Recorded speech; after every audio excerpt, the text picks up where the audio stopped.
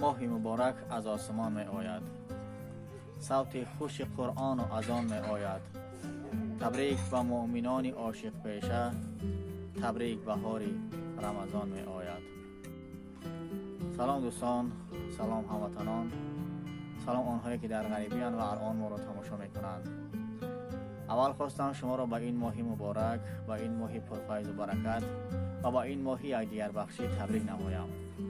یک دیگر بخشی در ماه شریف رمضان یکی از کمال ایمان است. شاید روز عصبانی شده شما را رنج داده باشم و یا با شما دغل رفتار کرده باشم. امیدوارم که مرا میبخشید، چون که خداوند بخشایندگان را دوست می‌دارد. در این ماه بزرگ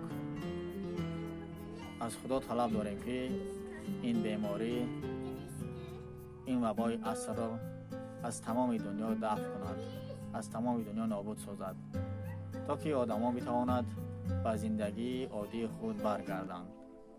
آنهایی که در غریبیت، آنهایی که دور از وطن یادی وطن میکنید و الان در کرانتینید، به شما چنین میگویم: اگر روزی سیاه داری، هزار فریاد و آه داری، بدان پشت و پناه داری، مشو غمگین، خدا داری.